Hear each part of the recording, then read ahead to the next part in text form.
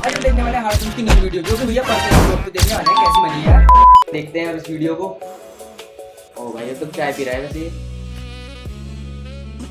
जंगली कैदियों ने कैद खाने में नंगा नाच मचा दिया था जब उनको जिंदगी में पहली बार ज्योमेट्री बॉक्स मिला। इनको समझ नहीं आया कि इसका करना क्या है। उसमें से प्रकार निकाल के बोतल के ढक्कन में छेद कर रहे हैं, फिर उसके अंदर से पानी पी रहे हैं।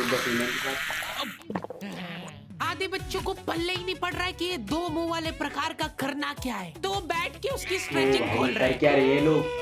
कुछ गांव के लौंडों ने मिलके तो हथियार वगैरह बना लिए थे। ये देख, ये अपने को यहाँ भाई से आतंकवादी, पकड़ना है, उसके बाद आतंकवादी बनने यार इसमें तो ये। छोड़। ओ भाई हाँ, हमारे स्कूल में आसपास के गांव से भी बच्चे आते थे। मेरे को बहुत बढ़िया लगते यार ये बच्चे। इनको तुम इनके बैग से ही पहचान सकते हो कि ये तो गांव से, क्योंकि इनकी बैग की सबसे आगे वाली जेब में से हमेशा तेल टपकता रहता है। ये लोग लंच के नाम पे एक अचार की चीर और 3 पराठे भर के लाते थे। तो मेरे साथ भी हुआ है बहुत बार, जो रोज लीक कर रहा है। और ये लोग रोज अचार कैसे खा ले रहे हैं? अच्छा लगता है अचार वैसे। ये लोग स्कूल की बस में ही आते थे, जिसका ड्राइवर था अब्दुल और कंडक्टर रफीक। अब्दुल और रफीक मिलके बसें ड्रिफ्ट करवा देते थे। जान दो। ओ भाई ये बस चला रहे हैं एरोप्लेन। चलो उतर जाओ, आ गया स्कूल। रफीक की स्पेशलिटी थी कि जहाँ से बस निकल ही नहीं सकती वहाँ से भी निकलवा देता था। हाँ, आंदो आएगी, निकलेगी। इतनी जगह में तो 4 बसें पार्क हो जाएंगी। हाँ, जान दो।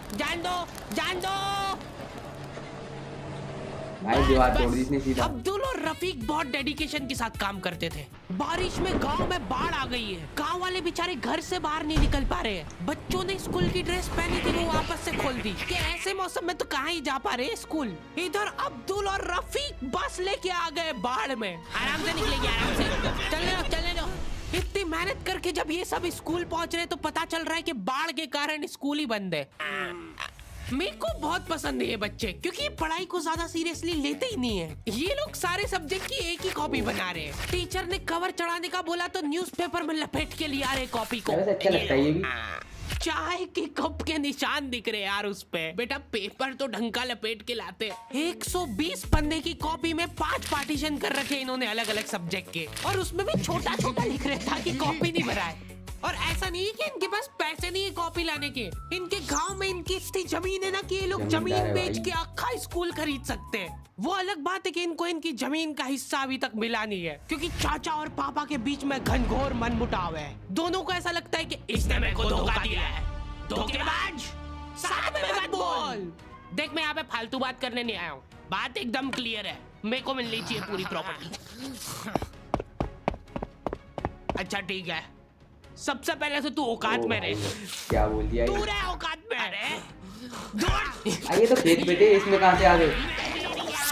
ओ भाई नहीं दूर, अभी चालू नहीं हुआ है।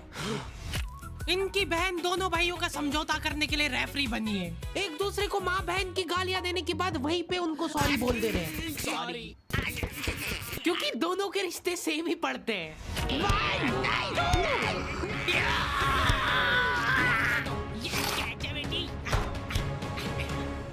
जीत गया। ये देख कोर्ट कचहरी में मिलेंगे अब। तो अभी तक वो केस चल रहा है और वो चलता ही रहेगा जब तक पापा या चाचा में से कोई मर नहीं जाता। हमारी क्लास के बच्चे बहुत बतौकड़े थे, इनके मुंह का थूक खत्म हो जाता था बोल बोल के। अरे देखो, मैंने व्हाट्सएप स्टेटस डाला था उसका हाथ पकड़ के। अब उसको ऐसा लगा कि मेरा स्टेटस सबको दिखता है, पर मैंने सेटिंग्स में जाके स्टेटस सिर्फ उसको विजिबल कर रखा था। लॉन्डो से कुछ भी शेयर करना बहुत रिस्की काम होता है। मेरे को तो अच्छी लगती है यार कंचन। तुमने सिर्फ बोला है कि ये अच्छी लगती है, इधर लॉन्डो ने अफवाह फैलानी चालू कर दी। सर, उसको आंख उठा के मत देखना, भाई की बंदी है, भाभी है। जब भी वो पास से निकल रही है मत करो यार ये हरकत। वो इंटरेस्टेड होगी भी तो भाग जाएगी तुम्हारी हरकतों की वजह से। इतनी ज्यादा बकलोली सहन करने के बाद हमारे क्लास टीचर ने सोचा कि इनका सेटिंग अरेंजमेंट चेंज कर देते हैं। एक लड़का और एक लड़की बैठाएंगे, फिर देखते कैसे बात करते हैं ये। मेरे दोस्तों के पास जो लड़कियां बैठी वो बीच में बैग रख ले रही है ताकि गलती से भी ये दरिंदा उससे टच नहीं हो जाए। इनका तो फिर भी ठीक था, मेरी किस्मत तो बिल्कुल ही घटिया थी। जब तक मेरा नंबर आया लड़कियां ही खत्म हो गई हमारी क्लास की। अलग ही लेवल का सीन अच्छा हो गया ठीक है, इसके तुम साथ अकेले तो। बैठ जाओ। भाई का दिल टूट गया हो तो अब सभी बच्चों को फर्स्ट पीरियड तो मजबूरन ऐसे ही बैठना पड़ता था, लेकिन जैसे ही सेकंड पीरियड लगता था इस टीचर की क्लास के बाहर जाने में और अगले टीचर की क्लास में आने में 30 सेकंड मिलते थे हमको। उस 30 सेकंड में सब लोग अपने अपने झोले उठा के दौड़ रहे इधर उधर। भाई 30 सेकंड में पूरी क्लास का तख्ता पलट कर दिया इन्होंने। जैसे ही अगला टीचर क्लास में आया, अब बेटा तुम सब हाफ क्यों रहे हो? तो सेकंड पीरियड में सब अपने दोस्तों के पास पहुंच जाते थे, लेकिन लड़कियों को उतनी भी सब्र नहीं है, उनको फर्स्ट पीरियड में भी बात करना है। व्हाट्सएप स्टेटस जो था वो सिर्फ उसको दिखा। क्लास के इस कोने से उस कोने तक इशारों में बातें हो रही है इनकी। लिप सिंक पढ़ ले रही है लड़कियां इतनी दूर से। या लौंडो को चिल्ला चिल्ला के बताने के बाद भी समझ नहीं आती आधी चीजें। अरे तो तुम इसकी कॉपी नानी के यहाँ क्यों लेके गए थे? सर वो मेरे को लगा मैं वहां जाके पढ़ाई करूंगा। इनसे घर में, स्कूल में, कोचिंग में कहीं पढ़ाई नहीं हो रही है और 4 दिन के लिए कहीं घूमने जा रहे तो उसमें बैग में कॉपियां भर ले रहे कि अब होगी पढ़ाई। वो भी दूसरे की कॉपी मांग के ले जा रहे हैं। वहां जाके सिर्फ कॉपी निकाल के सामने रख दी सबके, ताकि नानी के घर पे तुम्हारा एकदम रोला जम जाए कि लड़का दुनिया इधर से उधर हो जाए पर पढ़ाई नहीं छोड़ता है। लड़का दूसरे की कॉपी मांग के लाया है अपनी कॉपी कंप्लीट करने के लिए, जबकि स्कूल डेली जा रहा है अपना लड़का, फिर भी कॉपी इनकम्प्लीट रह जा रही है। और बात ये कि वहां जाके भी इनसे कॉपी कंप्लीट हुई नहीं है, उल्टा हुआ निकाल के रख दी थी और भूल के आ गए कॉपी। और तुम्हारी लीव तो 3 दिन की थी, तुम 5 दिन बाद क्यों आए मुंह उठा के?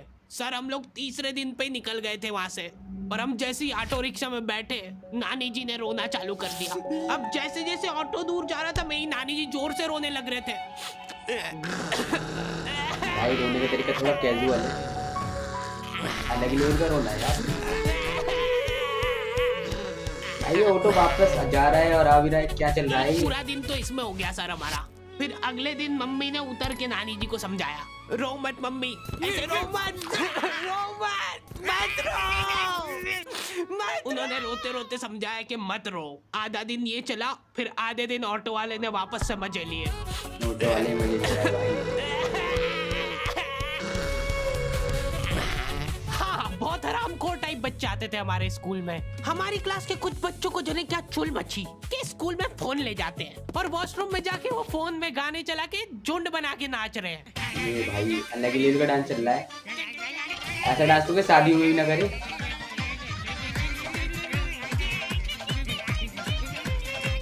उधर साइड में लाइन डिस्टर्ब हो गई यार उन बच्चों की जो कांच में बाल बनाने के लिए लगी है। वॉशरूम में मूतने से ज्यादा लंबी लाइन बाल जमाने के लिए लगी होती थी। और तुम गौर से देखोगे इनको तो पता चलेगा कि सब लोग सेम ही चीज कर रहे हैं। बाल गीले करके अपनी जेब से कंघा निकाल रहे गोल वाला, उसके अंदर 2 उंगली फंसा रहे और फिर बाल खड़े कर रहे हैं। और बाहर निकलते से सारे टीचरों ने घेर रखा है इनको, क्योंकि इतनी जोर जोर से गाने बजा के नाच रहे थे ये लोग। किसके पास है फोन जल्दी से बता दो। मैम ऐसा कुछ नहीं, हम तो मुंह से गा रहे थे, किसी से भी पूछ। मैम इसके पास ही है फोन, हमको छोड़ दो, हम तो सिर्फ बाल जमा रहे थे। तुम कुछ कांड करते हो, पकड़ा जाते हो तो तुम्हारा दिमाग चलना ही बंद हो जाता है एकदम। इनसे पूछ रहे कि बताओ बेटा क्यों लाए तुम स्कूल में फोन? मैम वो यूट्यूब से पढ़ाई करने के पढ़ाई चल रही है स्कूल में। हाँ, हमारे स्कूल में सबसे बड़ी टॉप की सजा होती थी सस्पेंड करना, और मेरे को पता नहीं क्यों बहुत बढ़िया लगती थी ये सजा। ना तुमको स्कूल वालों को लीव लिख के देना है, ना स्कूल वाले तुमसे पूछेंगे कि तुम कहाँ गए थे। रिटायरमेंट वाली लाइफ जी रहे हो तुम स्कूल में। उसके मम्मी पापा को बुला के वो फोन भी दे दिया और उसको सस्पेंड कर दिया। अब वो बच्चा घर पे बैठ के आराम से फोन चलाता है और अपना जीवन खुशी खुशी बिताता है। उसके घर में सिर्फ 2 ही रिटायर्ड लोग हैं, एक उसके दादाजी और दूसरा वो।